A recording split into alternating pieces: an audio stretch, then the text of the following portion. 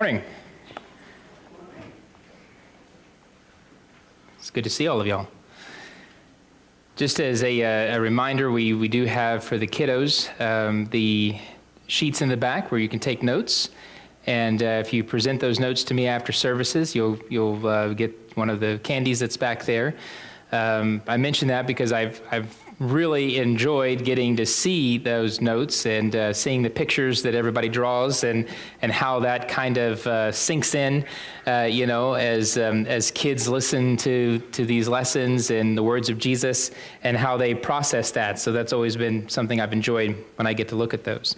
We're going to continue in our sermon series that we have been working through all of this month about forgiveness, and we've put special emphasis on the challenge of forgiveness and how that has unfolded throughout, especially the Gospel of Matthew, although we're spending some time in Luke's Gospel this period of our study. But we recognize that forgiving one another is something that we find especially challenging, that we see that is so hard, that relationships are hard, that there are struggles, there are difficulties that arise in that. We've spent a lot of time this year talking about that. But because of our experiences, because of our relationships and how difficult that seems to be at times, we find it often difficult to receive forgiveness. We find it difficult to see God as a forgiving God. Just because we have a hard time with it. We just have a hard time wrapping our head around this concept of fully and completely and totally forgiving somebody to where you restore them back into fellowship. And that's what makes it so hard. And last week we introduced the idea of the table fellowship that the Jewish people celebrated, that people would come together and sit at a table together.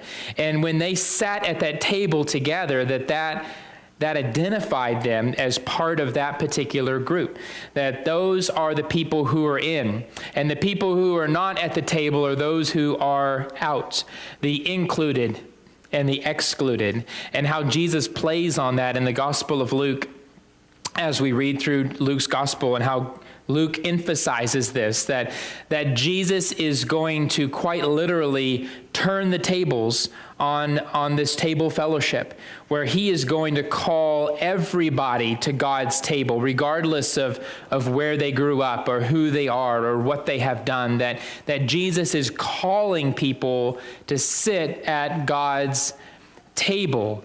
And in God's reality, it's not going to be those who sit at the head of the table who are the greatest, and those who sit at the foot of the table who are the least. But in Jesus' world, the greatest will be the least, and the least will be the greatest. And so he is quite literally turning the tables on this analogy and bringing us to a reality that God is a forgiving God. And if you don't hear anything from any of these sermon series, in these lessons that we've been looking at, that's what I want you to hear, that God is a forgiving God.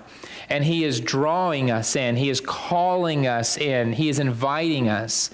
But we often come up with all sorts of excuses as to why we cannot come to the table. So this morning, we're going to continue that idea. We're going to be looking at Luke chapter 15. And in this particular scenario, in this scene, we have Jesus not sitting with the Pharisee like we had last week in his table, but we have Jesus interacting and having fellowship with tax collectors and what the Pharisees would call the outsiders, the sinners. And it says in verse 1, it says, talks about how the tax collectors and the sinners were all gathering around to hear. And the Pharisees and the teachers of the law muttered, "This man welcomes sinners and eats with them." Now, this should have been a reason for celebration, right? I mean, you thinking about who Jesus is and what he's going to accomplish, it should have been a reason for the Pharisees to celebrate that.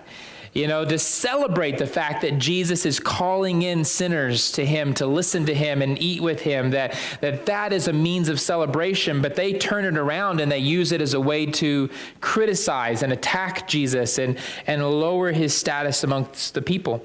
And the religious leaders are just having a hard time. They're having a hard time coming to grips with this very idea that Jesus would be willing to eat with the outsiders, that Jesus would be willing to eat with the outcasts, the tax collectors and the sinners, that this is just not how things are. And they would look at him and even say to him, don't you know what you're doing? Right? And they would use that to tell other people, don't you see what your rabbi is doing? That this is not the way things are. But Jesus is going to take this opportunity to teach from 3 parables in this chapter. The first parable that he teaches from is the parable of the lost sheep. And the second parable is the parable of the lost coin.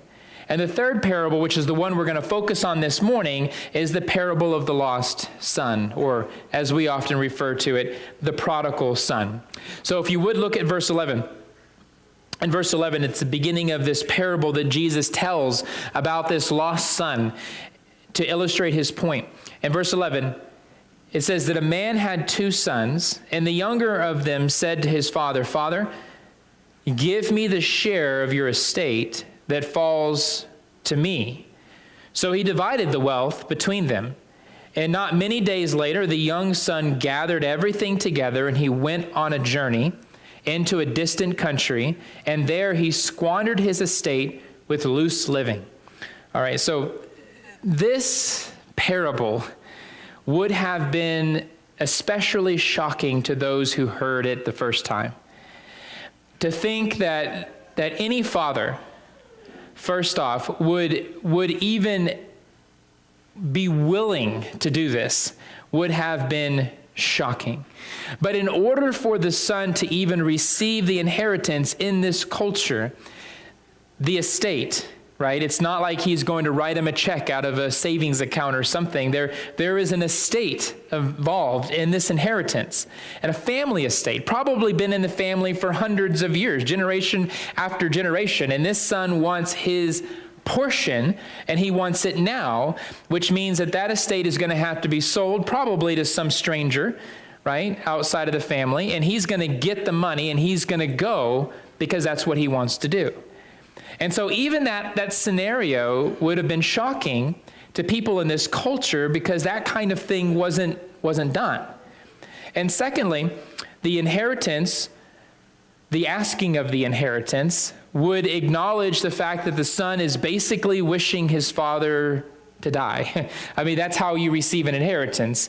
And that's what he's asking, in essence, that his father be like he had died so that I can receive what is owed me at your death, and then I can take it and live my own life.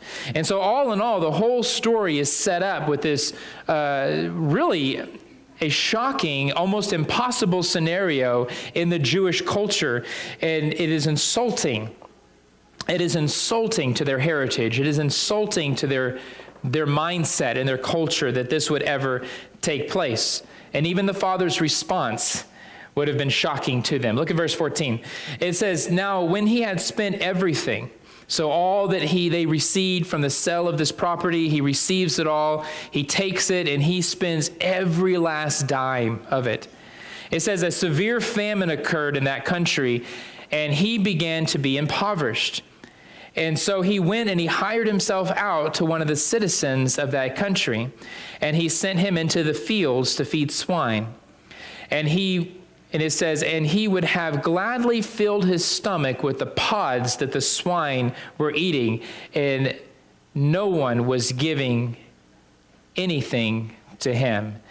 So we can assume, right, from just the way this story lays out in the context, that the family that this boy belongs to is Jewish. We kind of draw that assumption based on the narrative. And we can also assume that the family in which he hires himself out to is most likely Gentile. Because from the law of Moses, we know that the Jews didn't eat bacon, right? I mean, that was kind of how that worked. God forbade them from consuming and eating these certain types of animals. But Gentiles could, and they did, and they often were the ones who raised pigs. And so that seems to be the layout of this story, is here's this boy who receives his inheritance. Very shameful for the family, very shameful for him. He takes all of the money from the sale of this estate, and he goes out and he just blows every dime of it.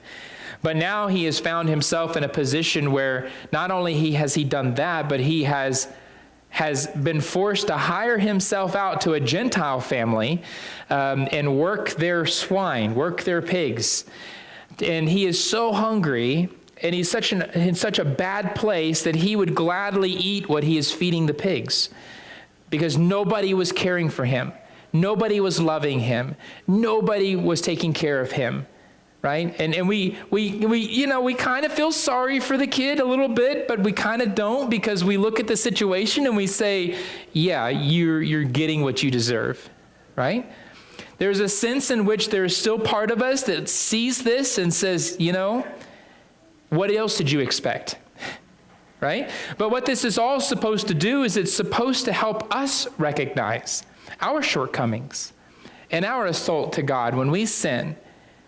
And if that were laid out in this story, right, we'd be looking at ourselves and being ashamed of what we have done and what we have done with the Father's inheritance. But look at verse 17. The story continues. It says, but when he came to his senses, I don't know how long it takes to soften a hard head, but this guy finally comes to his senses. He comes and he realizes at the bottom of the barrel, in the pig muck and mire, and wanting and desiring even what the pigs are eating, that he comes to his senses and he says to himself, how many of my father's hired men have more than enough bread, but I am dying here with hunger?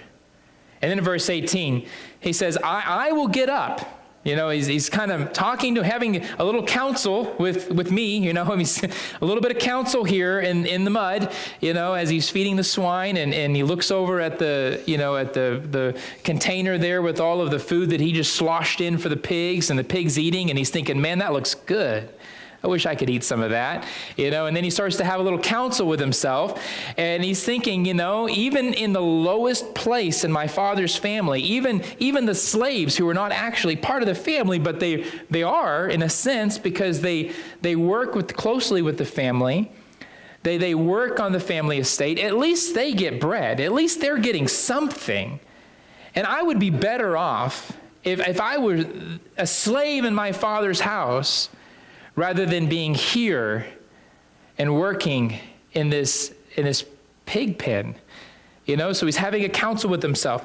And he says, self, let's get up, right? Let's go to my father, and I will say to him. So he's going to kind of think about this and narrate this through his mind and rehearse this, to the pigs, of course, right? Because they're the only ones there. And so he's rehearsing this, and he's thinking about it. What am I going to say? And he says, well, I think what I'll say is, Father, I have sinned against heaven and in your sight. I am no longer worthy to be called your son. Make me as one of your hired men. And the pigs are just indifferent, right? They don't care. They're just after their slop. But here's this young man, and he's in this pig pen, and he's reciting this to himself, and he's thinking about, what am I going to say? What am I going to do? How can I persuade my father, in some way or some fashion, to at least take me back? Because I would be better off as a hired hand, as a slave in my father's house, than here in this place that inevitably he's created for himself, right? And so he's rehearsing this, and he comes to his senses. He basically repents, right? That's the general census here. His idea of repentance, that it is clicked in his mind, that he just feels the remorse. He feels the pressure of his disobedience. He understands what he does, but he doesn't seem to believe at this moment that the Father will forgive him entirely. Now, he believes the Father is merciful, because he wouldn't have asked otherwise. I mean, it is his last hope after all. But he doesn't seem to understand at this point in the story, in the narrative, that his father is going to restore him, right? But he feels like the father maybe would at least let him come in as a hired hand and help out on the estate that now belongs to his brother. Maybe that would happen. But complete forgiveness? Well, he's not hoping for that yet. That's not even on his radar. He's just hoping to get out of this situation into a better situation, to take the lowest place in the family, to humble himself, to accept the lowest place in the family. That's his hope. That's his desire. Look at verse 20. He says, so he got up and he came to his father. But while he was still a long way off. Now, I love the fact that it says that his father saw him, because that kind of implies the father's been waiting, right? I mean, nobody just stands there and watches the road all day and night, but from afar off, he sees his broken son who has been rebellious, who has lived in the slop of the world, who has done horrible things to him and his family, who has insulted everyone that he loves, that he is just this broken man, and he sees them from far off, the father does, and he felt compassion for him. He felt compassion for him. And he ran. The father ran. I don't know, we don't know a whole lot about this culture, but patriarchs don't run. I mean, as a father, I don't run, it's not something I like to do, but I mean, patriarchs back then just didn't run. They were authority figures. They were people that had reputations. They're not going to just go running down the street after somebody. But this patriarch does. He runs, and he embraced him, this smelly, yucky kid, right? I mean, this guy that has nothing. He's hopeless. He's broken. And he's just coming back in hopes that his words, the words that he just rehearsed with the swine, are going to be enough that the father would at least let him back and work as a slave. And this man runs to his son and embraces him and kisses him. And then the son starts his speech, right? I mean, he did rehearse it after all. He's ready. I don't even know what I'm going to say to dad. He's there. He's about to rehearse the speech. And he says in verse 21, Father, I have sinned against heaven and in your sight. I am no longer worthy to be called your son. Right? This is what makes forgiveness hard for so many. This phrase right here. When this son comes back, humbles himself, and returns, which a lot of us, if we would be willing to admit so, are not even willing to do that. But this son does, as broken as he was. But that phrase right there, I am not worthy. I'm not worthy. What I have done, the assault to the family, the things that I have done, the words that I have said, the actions, I'm really not worthy of your compassion, and I'm not worthy of your forgiveness. But that is the genesis of it, isn't it? That's the beginning of receiving forgiveness, as acknowledging, for one, that we need it, but two, that we're not worthy of it. That if we do receive it, it's not something I have earned, right? It's something that I am given. And unless we can come to grips with that, we're going to struggle all the time in living in light of God's forgiveness. But this is what makes forgiveness so hard. This is what kept the Pharisees from accepting the invitation to come and sit at the table of God in his great banquet of celebration, is because they believed that they were worthy.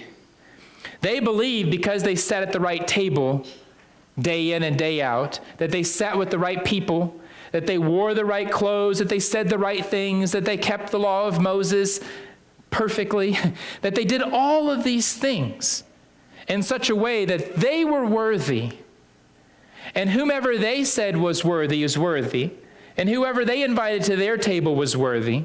But it's the very thing that is keeping them from sitting at God's table, isn't it? But this son has at least the right attitude to say, I am not worthy. In verse 22, it says, But the father said to his slaves, quickly, go fast, quickly bring out the best robe and put it on him, and put a ring on his hand and sandals on his feet, and bring the fattened calf and kill it, and let us eat and let us celebrate. Now, listen to the next phrase, the next verse, what he calls him. For this son of mine, right? I mean, this son has done so much, and he's left the father and he's left the family, but this father clothes him with the best robe, puts the ring on his finger, puts the sandals on his feet. Slaves don't wear sandals per se, but this son is being exalted. Why? Why is he being exalted?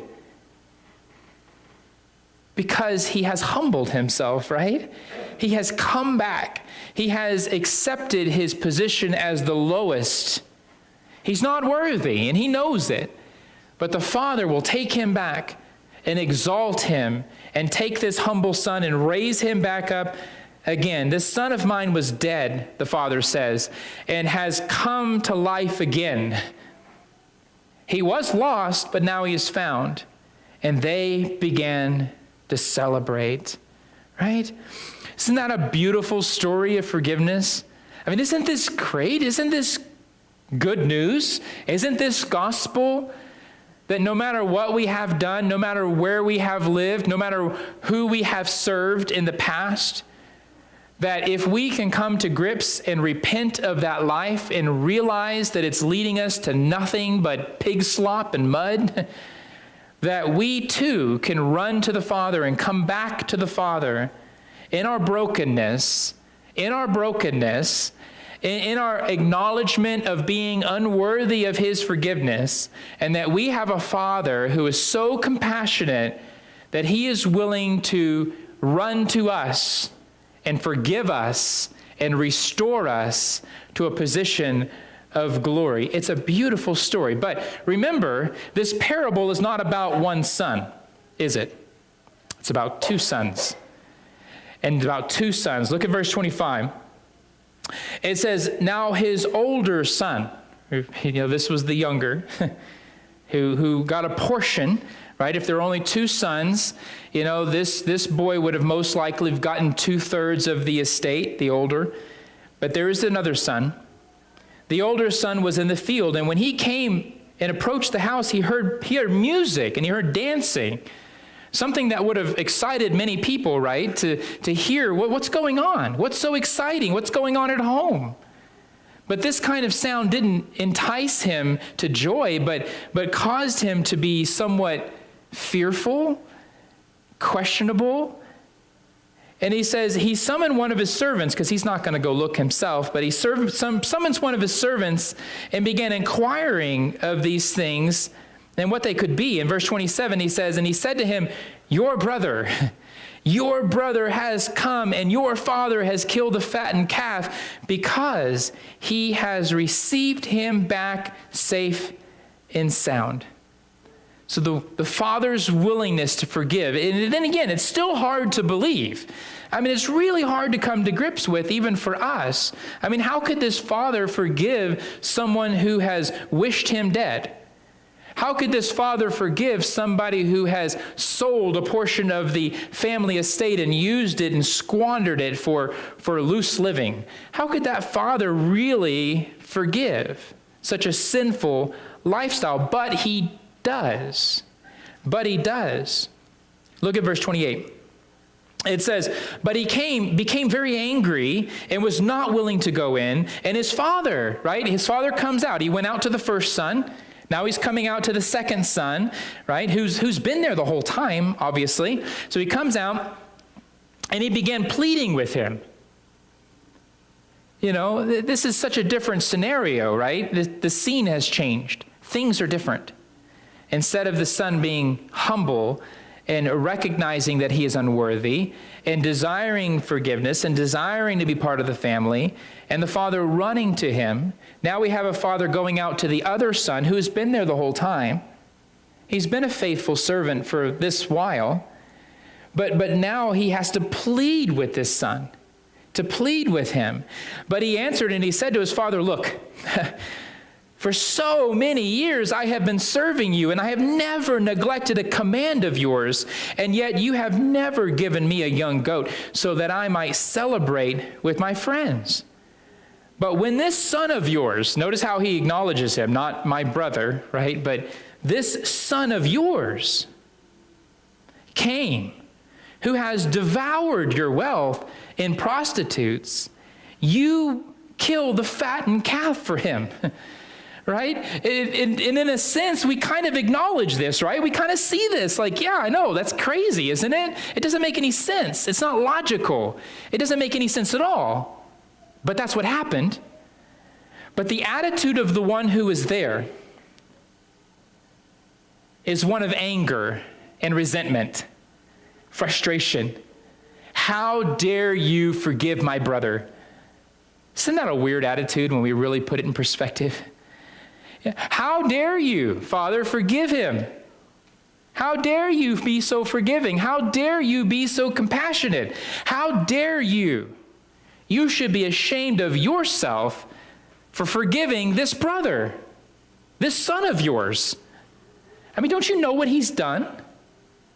And don't you know who I am, right? I mean, don't you know that I've always been here, that I've always kept your commandments, that I've done all the work, that I've had to labor twice as hard because my brother has been out there doing who knows what, who knows where. Here I am. I have never left your side. I have been faithful to you, and you have done nothing for me. Is that true? It's not true. Right? And the father acknowledges that. He says, no, son, everything I have is yours. Right? I understand and I see your faithfulness, and I recognize the keeping of the commandments that I have given you, and I know that. But you have to understand that this son of yours brother of yours was dead. He was lost. He was gone. And now he's back. And that is a time for celebration. And this brother just didn't get it. It didn't register. It didn't click. He didn't understand what was going on. What is all the celebration about? And because of his anger, because of his resentment, because of the forgiveness of the father, he will not go and sit at the table and celebrate because his father's son is there. And he does not want to forgive him. He does not believe he deserves forgiveness. What's the difference here? What's the contrast in these two brothers? How are we supposed to view these two brothers and understand where they're coming from? That's where the parable is leading us, right? It's leading us to the two brothers and their attitude towards the father's forgiveness. Look at verse 31. It says, son, you have always been with me, and all that is mine is yours, but we had to celebrate. Right? We had to celebrate. We had to rejoice for this brother of yours. He's reminding him again, this is your brother. He was dead, but has been given life. He was lost, but has now been found. This parable about how forgiving the Heavenly Father is. This parable about how God and all of heaven rejoice, truly rejoice, over the sinner who is unworthy, but yet comes back and is restored, who is forgiven. That this whole parable is designed to make us think about our own life and to make us ask the very hard question, which brother am I? Which brother am I? Am I the brother who is willing to acknowledge my sin and come humbly before the Father, even willing to take the lowest place in the family just to be part of the family and have the provisions that the family has? Or am I this brother who feels that I have done so much and I am deserving and I am worthy that I will not come and sit at the Father's table and celebrate his forgiveness because I am worthy? Which brother am I? Where do I sit in God's forgiveness? Where do I sit in God's family? How do I acknowledge this? Because we see that one has humbled themselves and one is prideful. One believes he is unworthy, and one believes he is worthy. One will sit at the Father's table and celebrate his forgiveness, and the other will stand outside of the house and refuse to come in. He will refuse the forgiveness of the Father. He will refuse the forgiveness of this brother that was lost but now has been found. And the parable ends with a cliffhanger, right? I mean, we don't have a conclusion. We don't know what happened to the older brother. We don't have younger brother. We don't know if there was a family feud. We have no idea. But it's a cliffhanger, and I think it's designed that way. It's designed to stop right there, and then we continue the story. That we evaluate ourselves in light of this story, and we ask the hard question, which brother am I?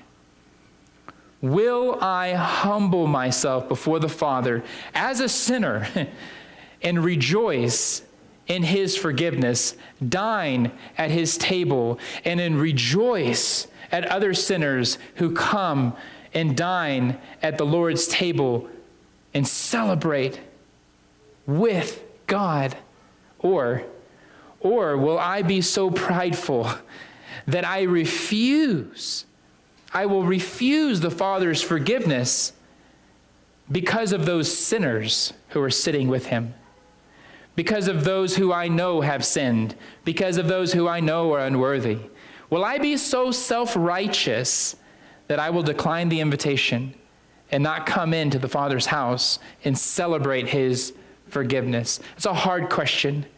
It's a hard question. We need to wrestle with that. I hope this week that you think about this parable. Go back and read all of chapter 15 and wrestle with that question, which brother am I? And then think about this, the Father's words. For this son of mine was dead and has come to life again. He was lost and has been found. And they began to celebrate. Let's rejoice in God's forgiveness. If there's anybody here this morning who desires to come back, maybe you have gone away from the family and you desire to come back, that opportunity is available for you. Let us pray with you and encourage you.